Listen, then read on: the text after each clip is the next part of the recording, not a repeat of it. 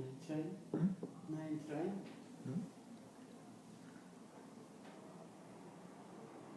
Eles entram em cima da outra.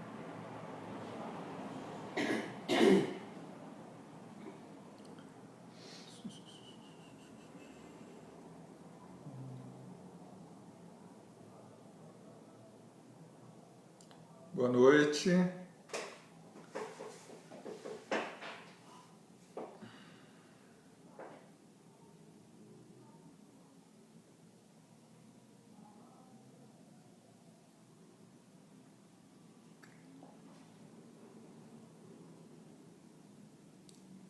Vai aguardar. Faltam 2 minutinhos. Entrou.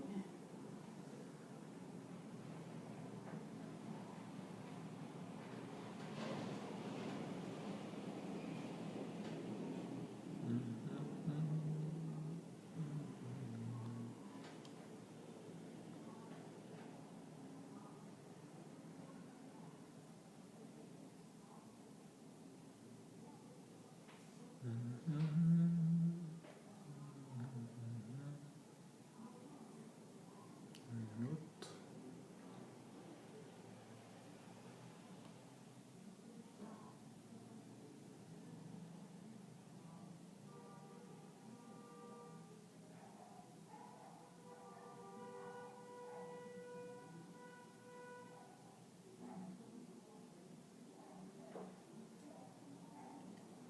Boa noite, Sandra.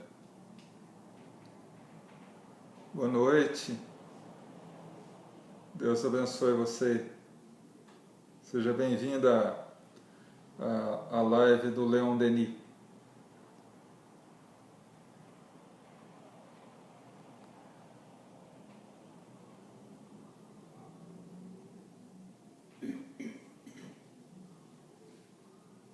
Só a imagem, bom. Perguntar só a imagem.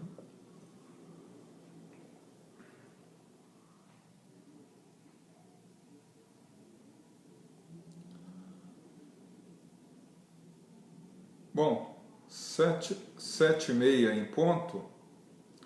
Então vamos iniciar a nossa reunião.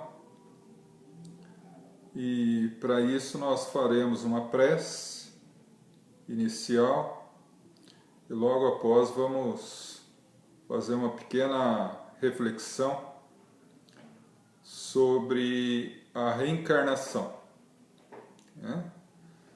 Então eu convido a todos a elevar o pensamento a Deus, a nosso Mestre Jesus.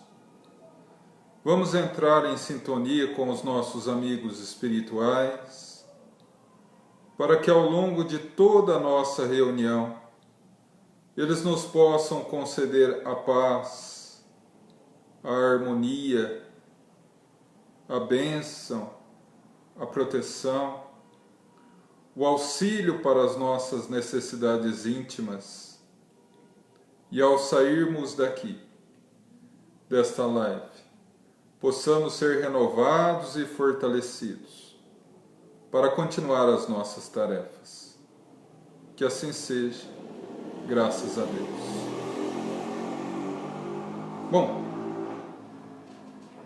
era uma noite fria do mês de Nisan, que corresponde a nós o mês de abril. Iniciava a primavera, mas ainda os ventos gelados da noite se faziam, quando Simão Pedro, o pescador, vai atender à porta da sua humilde casa. E qual a surpresa desse pescador quando vê que diante dele estava um dos mais sábios e respeitados sacerdotes do Sinédrio, Nicodemos. E Nicodemos pergunta da presença de Jesus. Gostaria de falar-lhe aquela noite. E ao adentrar a casa humilde de Simão Pedro, e se deparar com Jesus, o velho e sábio sacerdote diz: Senhor, eu sei que vem das mãos de Deus, porque se não fosse assim, o Senhor não conseguiria fazer o que faz. Então eu vos pergunto, Senhor, o que precisa o homem fazer para adentrar o reino dos céus? Jesus olha fixadamente aquele ancião e lhe diz: Em verdade vos digo, Nicodemos, que ninguém entrará no reino dos céus se não nascer de novo. Nicodemos ficou espantado com aquela afirmativa e disse: Mas como, Senhor? Entrarei eu, já velho, no ventre da minha mãe, para que nasça novamente? E ele naturalmente responde: Ora, Nicodemos, se tu, que é mestre da lei em Israel, ignora essas coisas, o espírito vem do espírito, e a carne vem da carne. O espírito sopra livremente, ninguém sabe de onde veio e para onde vai. E assim é a trajetória do espírito imortal. Nicodemos talvez não tivesse naquela noite a dimensão dessa mensagem de Jesus, que era uma mensagem clara em referência à lei biológica da reencarnação. Quando abrimos os livros da codificação kardeciana, bem como todos os livros que fazem fundamento para a doutrina espírita, encontramos vários fundamentos e um deles é a reencarnação. Mas a reencarnação é a volta à carne. Se olharmos a análise etimológica da palavra, reencarnação, ela está ligada ao prefixo re, que significa novamente, ou de novo, e encarnare, que é entrar na carne. Então, reencarnare seria voltar a entrar na carne, literalmente. Mas, pela filosofia da doutrina espírita nos ensina que é a oportunidade que o espírito imortal retorna ao corpo físico, adquire uma nova ferramenta física para que ele continue o seu processo de evolução. Porque o espírito, ele não pode manipular a matéria se não estiver ligado à matéria, não é?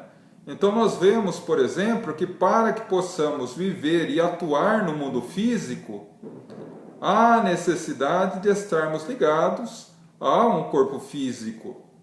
E daí nós continuarmos o nosso processo de evolução. E a reencarnação serve para quê? Para esse processo de evolução se dê.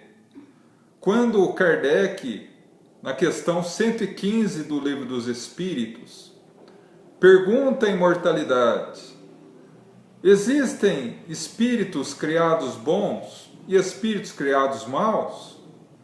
E o espírito de verdade é claro em dizer: não. Todos os espíritos são criados simples e ignorantes.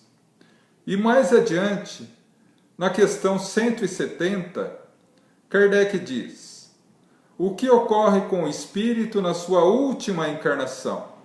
Se torna espírito puro, espírito bem-aventurado. Ora, como alguém que nasce simples, ou seja, sem aquisições morais, e ignorante, sem conhecimentos intelectuais, pode, em uma só existência física, por mais longa que essa existência seja, alcançar a plenitude da perfeição e da pureza, ou seja, adquirir um grau de desenvolvimento moral que lhe faça entrar em comunhão com Deus, e adquirir um grau de conhecimento intelectual que lhe habilite grandes conhecimentos sobre a vida física e a vida espiritual. Seria o mesmo que pedir a uma criança, ou imaginar uma criança que, entrando no jardim da infância às 7 horas da manhã, saia às 5 horas da tarde, pós-graduado em alguma faculdade. Seria impossível. É muito conhecimento para se adquirir em apenas uma encarnação. São muitos sentimentos nobres para serem desenvolvidos em uma só encarnação. Então Deus nos concede a bênção da reencarnação como ferramenta evolutiva. Aquele que é orientado a arar uma grande área de campo, que é impossível fazê-la em um dia, ele ara a quantidade correspondente àquele dia. Ao final do dia, com a enxada já desgastada e o corpo já cansado, ele retorna para casa, descansa à noite e no outro dia pega uma nova enxada e continua o trabalho, até dar conta de toda a área de gleba rural que ele tinha que arar. Assim é a vida física e a vida espiritual. O espírito, quando nasce das mãos do Criador, recebe o campo da sua consciência para arar, semeando o conhecimento e o sentimento, para que um dia ele adquira todo esse campo da consciência, o mais vasto campo de conhecimento e de sentimentos nobres. E aí ele vai arando com a enxada do corpo físico, encarnação a encarnação. E quando termina o dia da encarnação, ele retorna para o mundo espiritual, refazendo as suas forças, revigorando, para pegar na próxima encarnação uma nova ferramenta física, que lhe possibilite continuar a tarefa da onde parou. Então, a reencarnação é uma lei lógica da lei de evolução e de desenvolvimento do espírito imortal. Estamos encarnando na Terra há milhares de anos. Como diz André Luiz, temos atrás de nós séculos sem conta e temos diante de nós milênios sem fim. Kardec nos informa que somos espíritos eternos, ou seja, temos um início, mas não temos um fim. Portanto, vamos encarnação a encarnação, subindo degraus, rumo ao nosso modelo e guia, que segundo a questão 625 do Livro dos Espíritos, é nosso Mestre Jesus. Mas a reencarnação não é uma tese apenas espírita. A reencarnação, em realidade, ao lado da imortalidade da alma, é uma ideia amplamente difundida em todas as partes do mundo, em todas as épocas da humanidade. Desde que o homem surgiu na Terra, na condição de espírito encarnado, ele já tem uma ideia vaga do que seria a reencarnação. Temos relatos, por exemplo, de ideias muito primitivas ainda da reencarnação, entre os povos primitivos da Era das Cavernas. E vamos desenvolvendo essa ideia com os povos chineses de há 10 mil anos atrás, com o Império Egípcio, que tinha uma vinculação tão forte com a reencarnação, que os seus faraós eram enterrados em pirâmides, ao lado de todos os seus tesouros, para que quando retornasse da morte, tivesse os tesouros na mão. Então, lógico que era uma ideia ainda muito primitiva, mas aí desenvolve-se essa ideia na cultura hebraica, é transferida para a Grécia, e através dos filósofos socráticos e pré-socráticos, como o próprio Sócrates, Platão, Aristóteles, difundiram por toda a Europa essa ideia da reencarnação, da continuação da vida em vários corpos. Naturalmente que na Índia, principalmente, essa ideia foi difundida com uma certa dificuldade de interpretação, se nós podemos dizer assim, não é? Porque na cultura hindu, o hinduísmo, eles creem na reencarnação, mas com uma ligeira diferença, não como uma ferramenta de evolução, que é a causa advogada pela doutrina espírita, mas como uma ferramenta de punição. Ou seja, se o indivíduo não agir bem numa encarnação, ele pode ser castigado a retornar numa próxima encarnação como um animal. O que é a tese da metempsicose, né? Que Kardec vem analisar na questão 71, 72 e 73 do Livro dos Espíritos. Mas essa é uma questão para a gente analisar um pouquinho mais adiante. Então chega essa ideia ao povo hebreu lá por volta de 2000 a.C., quando Abraão, o grande pai da raça hebraica, cria de forma mais contundente o povo hebreu.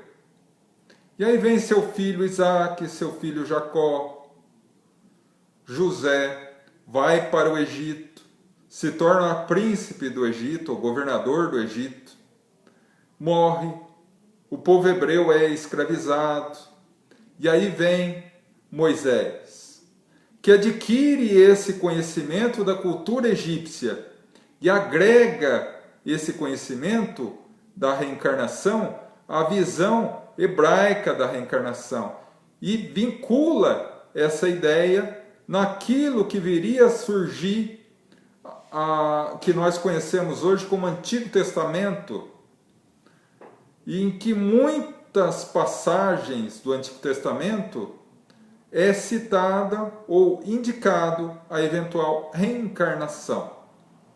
Até que chegamos em Jesus. Jesus foi o grande advogado da causa reencarnacionista.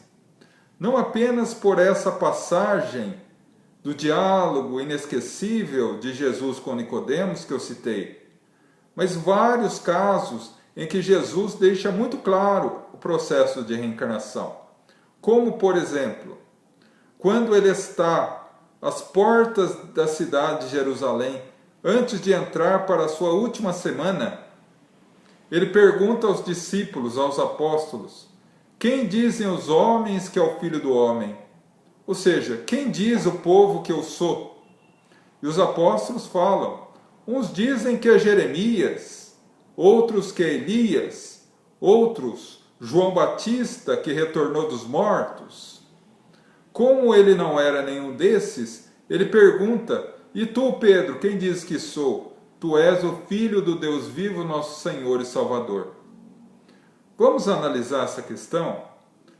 Como os apóstolos poderiam responder Jesus que ele seria um dos profetas que reencarnou, que voltou, se eles não tivessem muito forte essa ideia da reencarnação? Se eles não tivessem contato com essa ideia, eles poderiam dizer qualquer outra coisa. Afinal de contas, Elias havia desencarnado há 900 anos, Jeremias há 600. Como ele poderia ser um desses, se não pelas portas da reencarnação? Mas uma outra passagem, logo após a transfiguração do Monte Tabor, Jesus desce da montanha com Tiago, Pedro e João. E Tiago, diante daquela luminosidade da transfiguração, onde ele mesmo, Jesus, conversa com Moisés e Elias, ele pergunta: mas Senhor, não está escrito nas Escrituras de Malaquias que antes de vir o Messias, o Salvador, voltaria Elias, o grande profeta, para que pudesse ajustar o caminho para ti? Se tu és o Messias, onde está Elias que não retornou? E Jesus calmamente responde: Elias, que havia de vir, já veio, e vocês não o reconheceram, e fizeram com ele o que quiseram, e assim farão com o Filho do Homem. E está claramente escrito no texto de João, e eles entenderam que se tratava de João Batista.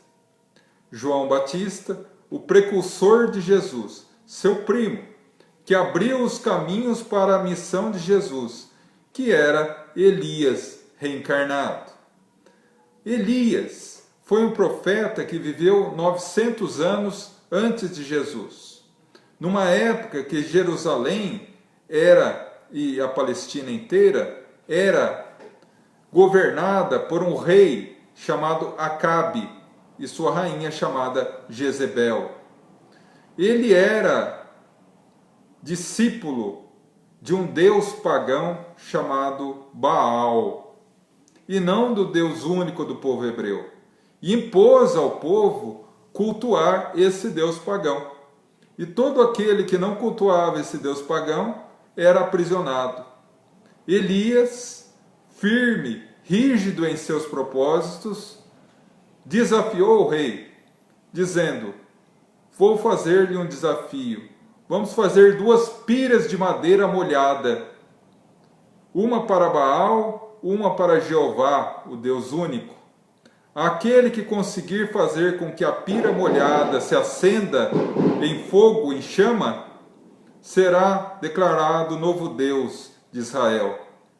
E assim foi, conforme escrito no livro de Reis, no Antigo Testamento.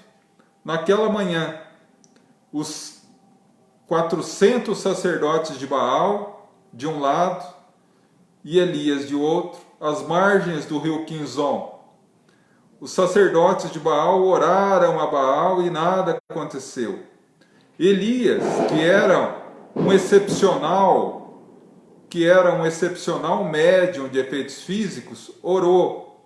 Caiu um raio e incendiou toda a sua pira, declarando Jeová como o único Deus. E Elias, como primeira atitude, como novo representante de Deus para o povo hebreu, mandou decapitar, tirar a cabeça dos 400 sacerdotes de Baal, do rei Acabe e da rainha Jezebel. Passaram-se os séculos, retorna como João Batista. Ainda firme, ainda com a mania de falar mal dos políticos e das autoridades. E por isso foi preso, pois falou que o rei Herodes havia roubado a sua esposa, a esposa do irmão Herodíades, para viver com ele em concubinato. E, naturalmente, que o rei mandou prendê-lo. E a história vocês sabem. A sua enteada Salomé lhe pede a cabeça numa bandeja de prata, e ele, que há 900 anos atrás havia decapitado 400 sacerdotes de Baal, não obstante ser um espírito de alta envergadura moral, resgatou o débito através da morte, sendo decapitado. Então nós vemos que a própria cultura do povo hebreu admitia a reencarnação. Jesus admitia a reencarnação. Mas a pergunta natural é, então por que o cristianismo não admite a reencarnação? Porque, infelizmente, a mensagem luminosa de Jesus, do Evangelho, não é exatamente aquela que chegou a nós. Porque ao longo da história da humanidade e da história do cristianismo, muitos poderosos converteram e manipularam essa mensagem do Evangelho, principalmente em 2 concílios. O primeiro, no dia 30 de maio de 325, o concílio de Nicéia, presidido por Constantino. E o segundo, e o que refere a nós nessa questão da reencarnação, que ocorreu a 553 depois de Cristo, presidido pelo rei, então imperador Justiliano. Em 553, Justiliano era o imperador de Bizâncio, hoje Constantinopla, e havia derrotado o Império Romano e assumido o poder de Roma. Ele era casado com Teodora. Teodora era uma ex-prostituta. E quando ela foi retirada de lá, do lupanar, do bordel, as suas colegas de meretrício começaram a falar: se Teodora saiu daqui para se tornar imperatriz, qualquer uma de nós pode chegar à nobreza. Teodora ficou sabendo, mandou lacrar o bordel e atear fogo com as 300 prostitutas dentro. Essa atitude de Teodora fez com que a população começasse a dizer: Teodora voltará na próxima vida para pagar o que ela fez. A vida prossegue, até que Teodora encontra o juiz incorruptível da morte física. Antes de morrer, no seu leito de morte, apavorada com a ideia de ter que retornar, ela pede ao marido que retire o dogma da reencarnação, para que ela não tivesse que voltar, como se uma lei humana pudesse modificar uma lei divina. O marido, Justiliano, vendo a esposa amada morrer aos seus braços, ficou alucinado de dor e convoca o segundo concílio de Constantinopla, onde, naquele inverno, coloca a questão diante do Papa e dos cardeais, dizendo: ou vocês tiram essa ideia da reencarnação da Bíblia, ou eu mando matar todo mundo. Diante disso, a partir daquela tarde gelada de 553 depois de Cristo, a reencarnação não só saiu dos códigos canônicos da Igreja, como se tornou uma cultura herética, ou seja, contrária a Deus. Então, por isso que hoje, todas as religiões cristãs ou baseadas na cultura cristã, principalmente aquelas que são mais ortodoxas, como o catolicismo e o protestantismo, o movimento evangélico, não admitem a reencarnação. Mas, analisando essa questão, entendemos o porquê que a reencarnação hoje não é admitida. E foi meio que abandonada, relegada ao abandono, até 18 de abril de 1857, quando a doutrina espírita vem trazer novamente a reencarnação, não mais como castigo divino, como os hindus imaginavam, ou como algo incoerente e sem muita lógica, conforme o povo egípcio imaginava, mas com a pureza que Jesus nos ensinou, a lógica da ferramenta de evolução do processo evolutivo do espírito imortal. Então, a partir daí, nós compreendemos um pouco melhor o processo da reencarnação. Mas como ela se processa? Em realidade, o processo da reencarnação é muito bem analisado na doutrina espírita, nos livros canônicos, se a gente pode colocar assim, ou nos livros fundamentais da doutrina espírita, mas há uma mensagem fabulosa de André Luiz no livro Missionários da Luz, capítulo 13, onde ele analisa a reencarnação de Sigismundo, em que ele dá todo o processo de desenvolvimento e o mecanismo do processo reencarnatório. Diz André Luiz que o espírito, ao retornar ao mundo espiritual, passando por aquilo que Kardec chama de período de perturbação espiritual, não perturbação no sentido negativo da palavra, mas o processo de adaptação ao mundo espiritual. Ele faz uma avaliação mental, uma avaliação da sua consciência, o que os nossos irmãos católicos chamariam de julgamento de Deus, que os nossos irmãos evangélicos chamariam de dia do juízo, e que nós chamamos de exame de consciência. Analisa o que ele fez de certo, o que ele fez de errado, o que ele teve que mudar, o que ele tem que reparar. E aí ele começa a projetar uma nova encarnação. Prepara todo o seu processo encarnatório. Aquilo que nós chamamos romanticamente na Terra de destino, e que nós na doutrina espírita chamamos de plano reencarnatório, que segundo os espíritos de luz é baseado em 4 pontos básicos e principais. Porque, apesar de ter uma linha mestra, o plano reencarnatório não é irretocável, ele depende muito do nosso livre-arbítrio.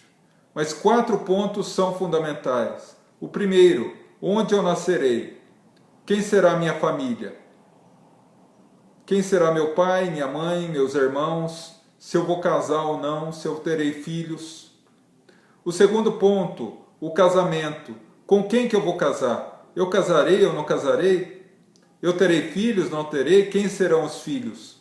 Terceiro, uma tendência para determinada área de profissão.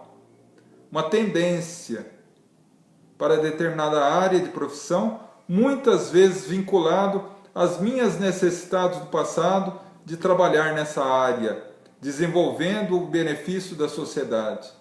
Uma vez que o trabalho é nada mais do que isso, uma ferramenta maravilhosa de darmos a nossa parcela de contribuição de bem para a sociedade. E o quarto ponto do processo reencarnatório, o desencarne. Quanto tempo eu tenho para cumprir a minha missão na Terra?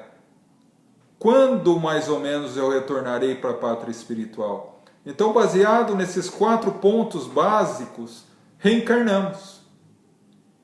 Decidido quem serão os nossos pais, o espírito inicia o seu processo de adequação psíquica, de adequação mental a esses novos pais. É levado a passar um tempo com os futuros pais, preparando essa vinculação mental.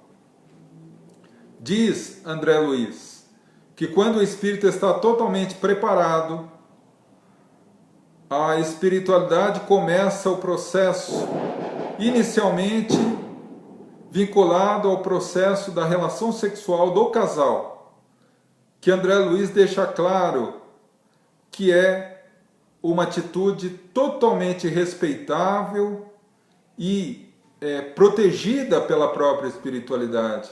Diz eles que os espíritos de luz envolvem o quarto, o leito conjugal do casal, para que nenhuma influência negativa possa influenciar ou atrapalhar o ato sexual, que é um ato celestial, um ato divino, um ato de troca de energia de almas.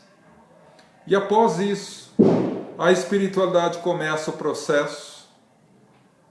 O espírito, por ter o perispírito plástico em suas formas, moldável, ele se vincula à imagem ou à forma de um recém-nascido.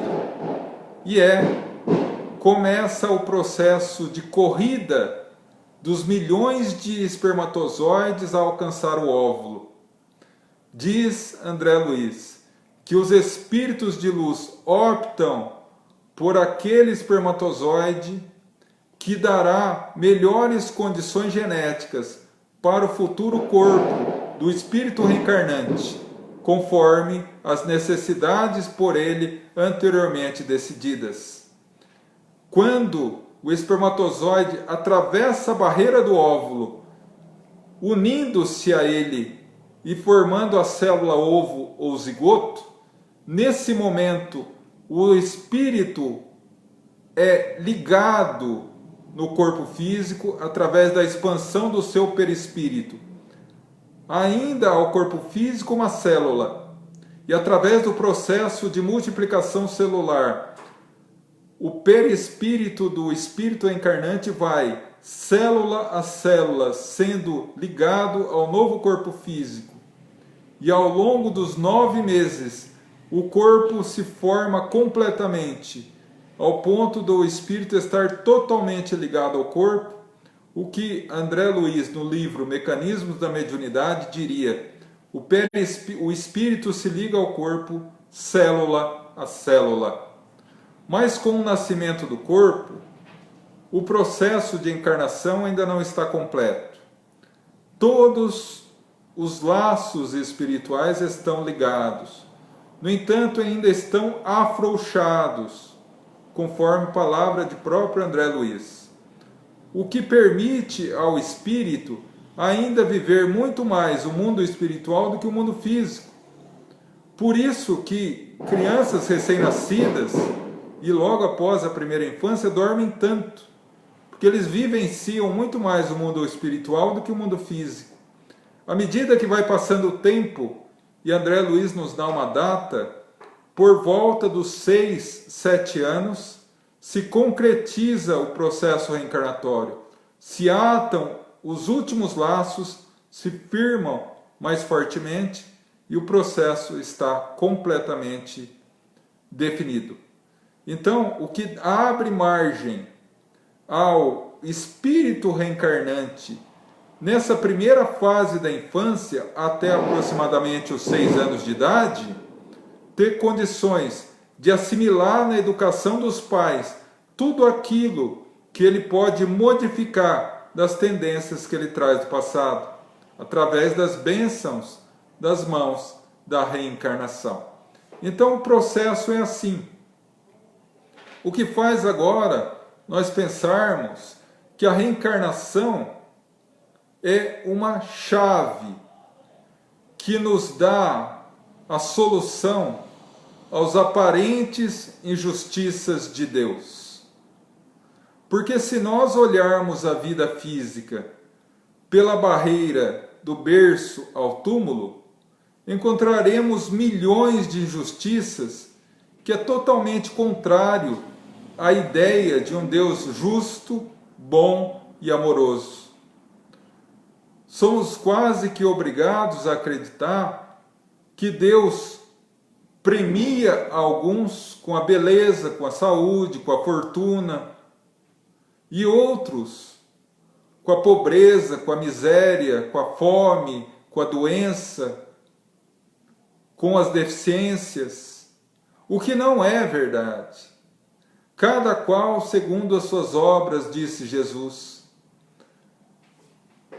No capítulo 7 do livro Céu e Inferno, a Justiça Divina segundo a doutrina espírita, Kardec analisa uma página chamada Código Penal da Vida Futura.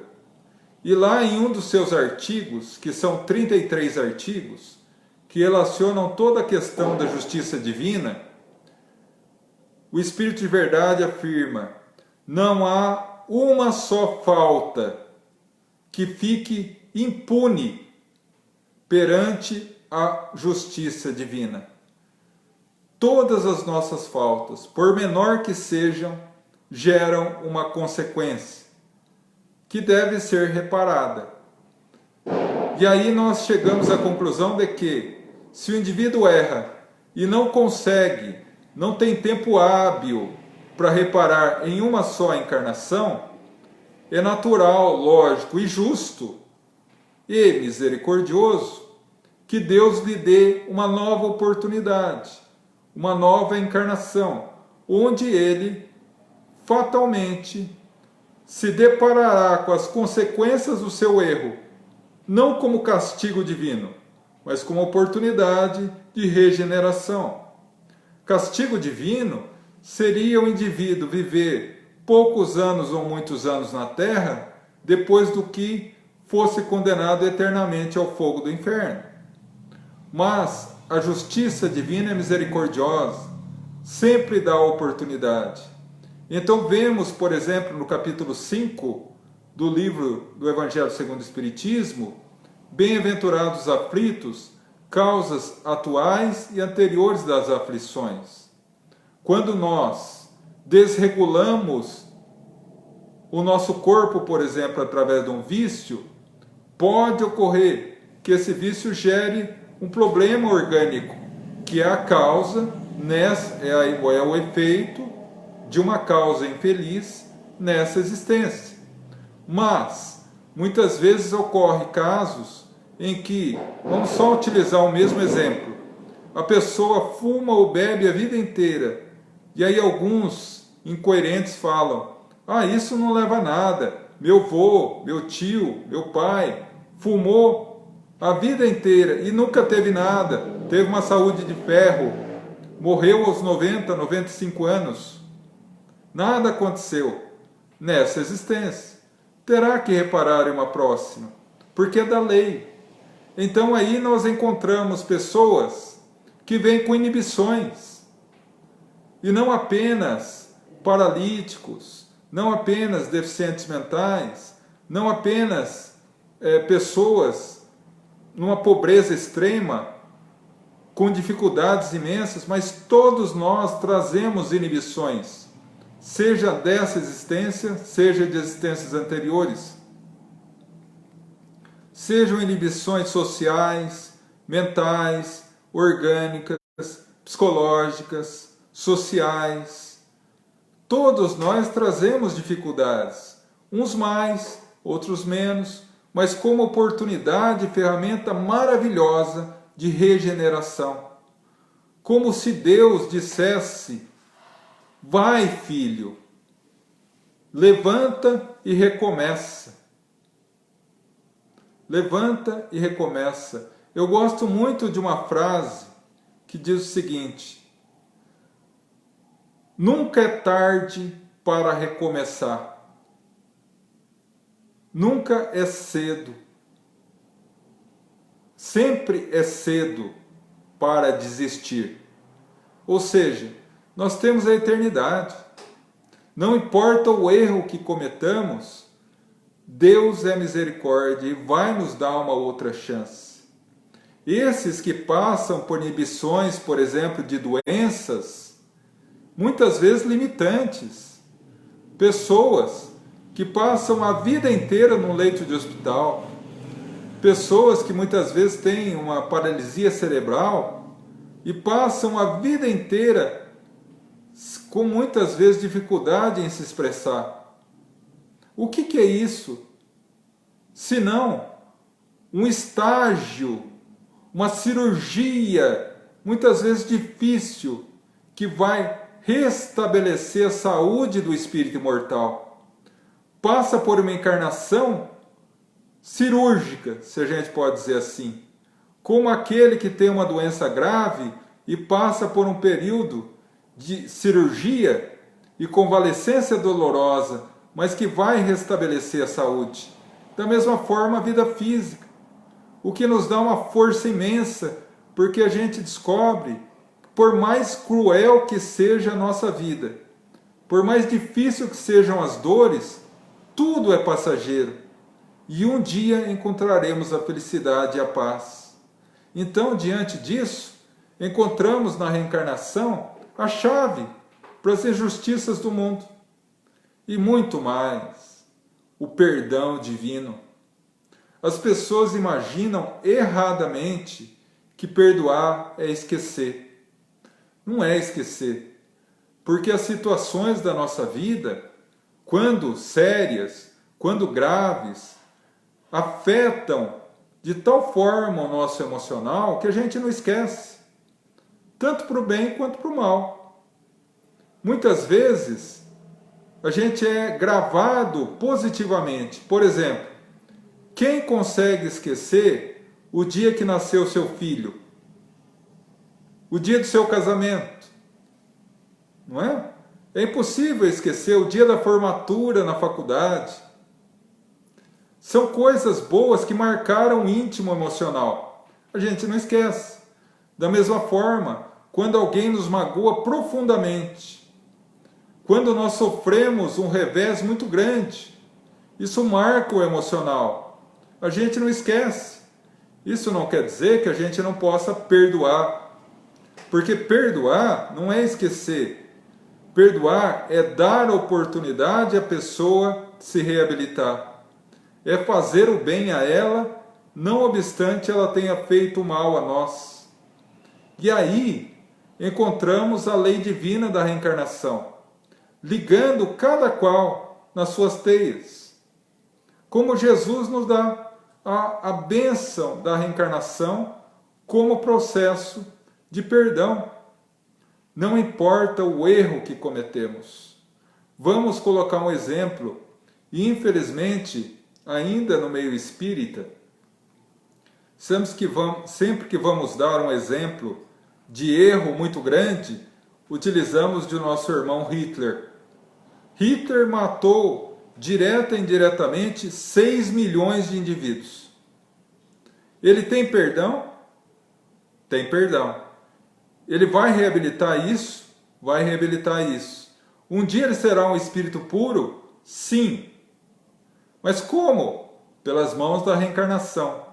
Lógico que até reparar isso tudo, centenas, talvez milhares de reencarnações. Mas o que importa é que um dia ele terá essa oportunidade de encontrar-se como um espírito puro. Então, a reencarnação é a divina prova do perdão de Deus, nos dando a capacidade de renovação. E por isso que explica-se, por exemplo, os laços de família. Nós encontramos na Terra, na família que precisamos, na condição social, financeira e de saúde que nós necessitamos. O meu pai e a minha mãe são exatamente aquilo que eu preciso. A minha esposa, o meu marido, o meu filho. E principalmente aqueles que mais nos doem o coração. Porque na família nós encontramos dois tipos de pessoas. Aquelas almas queridas que nos amam, que são nossos amigos, que voltam conosco para nos ajudar e para que nós possamos ajudá-la, e aqueles que são nossos inimigos, para que possamos nessa encarnação transformar o ódio em amor. Porque é da lei. É da lei. Nós estamos todos ligados em sintonia. O amor une em fraternidade e carinho. O ódio amarra. Não é por outro motivo que Paulo, o convertido de Damasco, disse no Evangelho segundo o Espiritismo, em uma das suas mensagens: ai daquele que diz eu nunca perdoarei, porque está lavrando a sua própria condenação. Por quê? Vamos imaginar, eu erro com a pessoa, eu erro com alguém, faço um grande mal, continuo odiando ele e ele me odiando, desencarnamos, nos vinculamos às regiões inferiores do mundo espiritual e ao reencarnar, reencarnamos juntos para reabilitar esse problema. E aí nascem irmãos que se detestam, pai e filho que não se aturam, esposa e marido que têm dificuldades graves. Não é? Agora, a mesma situação, eu faço mal, mas eu me arrependo. Vou pedir perdão à pessoa, a pessoa fala, eu nunca vou perdoar você. Eu errei, mas eu pedi perdão. No momento que eu peço perdão, eu me liberto dele vibratoriamente. Eu sigo o meu caminho e ele terá que resgatar. Ué, mas não foi ele a vítima, entre aspas? Foi.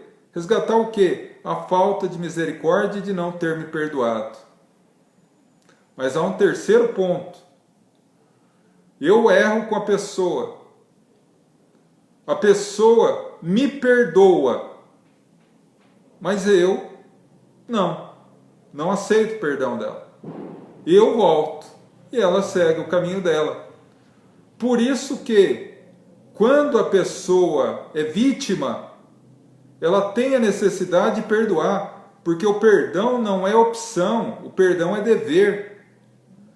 Quando nós não perdoamos, aquele que errou contra nós volta para reparar o erro que ele fez. E nós, se não perdoarmos, vamos voltar com ele para reparar a falta de misericórdia nossa. E aí vemos famílias com inimigos do passado que vêm na condição de parentes difíceis. E aí Emmanuel vem e nos fala lindamente uma frase: parente difícil? Pergunta: dívida em cobrança. Então, como devemos lidar com os parentes difíceis? Paciência, resignação, força, perseverança, para conseguir transformar o ódio que um dia existiu em amor. E isso só é possível pela bênção da reencarnação, que nos dá a ferramenta ideal para continuar evoluindo. Quantos e quantos nessa vida que estão em nosso caminho hoje e que estão nos amando profundamente há séculos? Quantos estão na nossa vida hoje que são nossos inimigos? E muitas vezes por nossa culpa. E como agimos com eles? Como espíritos imortais, perdoando e auxiliando no melhor possível, retribuindo a maquerência, a inveja, a maldade, o ódio que ele nos dá com o amor? Como Jesus nos orientou? Se tiver algo contra o vosso irmão, conversa com vosso irmão em particular, e se ele o ouvir, terá ganho o vosso irmão. Reconcilia com teu adversário enquanto estás a caminho com ele, para que coisa pior não suceda. Então tudo isso que Jesus já falava há 2000 anos, é a prova inegável da reencarnação. Quando olhamos agora o aspecto científico, hoje, no mundo, temos duas grandes autoridades científicas no assunto. Três, aliás. O Dr. Balerjee, uma das maiores mentes científicas no estudo da reencarnação, que é da Índia. O Dr. Ian Stevenson, norte-americano da Universidade da Virgínia, nos Estados Unidos, que estudou durante 40 anos a reencarnação, e um brasileiro, Dr. Hernani Guimarães Andrade, que morava em Bauru, e que é uma das três maiores autoridades em processo de reencarnação pela ótica da ciência.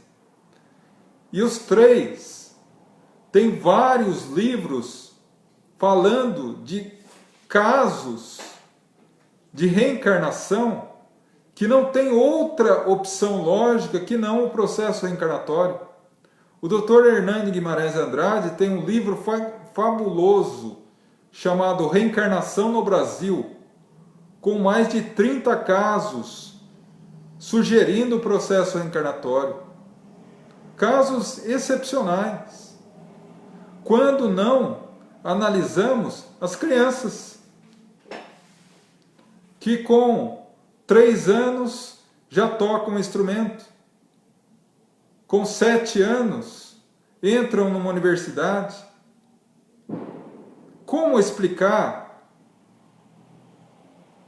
Ludwig van Beethoven, o grande músico, o grande clássico, né? Com 3 anos começou a tocar piano. Com 5 fez a sua primeira sinfonia. Com 11 foi levado à Áustria e se apresentou ao maior dos gênios da música clássica, Amadeu Mozart, que encontrou em Beethoven um verdadeiro gênio. Com 29 anos, ele começou a ouvir um zumbido no ouvido. Ele já era o maior musicista do mundo à época, que levou a surdez total e restrita. Surdez. E ele um músico. E depois da surdez, ele escreveu a mais bela sinfonia que o mundo já ouviu. A 9ª Sinfonia de Beethoven. A Ode à Alegria. A homenagem de Beethoven à alegria, que compôs totalmente surdo. Como isso é possível, se não pelas mãos abençoadas da reencarnação, que fazem com que todos nós tenhamos absoluta certeza de que somos filhos de Deus, que Deus não nos abandona e que não importa a escuridão da noite, das vidas anteriores que tivemos, praticando muitas vezes erros e crimes inconfessáveis. Temos agora o raiar de um novo dia e temos diante de nós a claridade de Jesus como nosso sol guia, para que possamos, unidos e firmes a Deus, renovar e desenvolver em nós o lado luz, através das bênçãos da reencarnação. Meus irmãos, talvez a reencarnação seja o grande presente de Deus para a nossa vida. Sempre é tempo de recomeçar. Não importa o erro, não importa a dificuldade, nos reencontraremos sempre, pois somos eternos. Certa vez me perguntaram quantas vezes é necessário reencarnar até se tornar um espírito puro. E eu respondi: depende de você. Como é a tua vida? Como é o seu propósito? Você já está comprometido com a causa do bem e da evolução? Ou ainda faz coro com aqueles que dizem: ah, esse tipo de sentimento não é para mim, porque eu ainda não sou Jesus. Eu não sou santo. Eu não tenho sangue de barata. A reencarnação nos mostra claramente que a luta na vida física nunca é contra os outros, ou os outros contra mim. É sempre a luta contra o mal que ainda existe dentro de mim. E Deus nos dá exatamente as ferramentas necessárias para que a gente possa vencê-la. Que Deus, em sua infinita misericórdia, Jesus, em seu imenso amor por nós, nos conduza por essa estrada estreita das reencarnações, para que um dia, felizes, possamos fazer coro com Paulo de Tarso: eu venci o mundo. Hoje já não sou eu quem vive, mas é o Cristo que vive em mim. Muito obrigado, meus irmãos.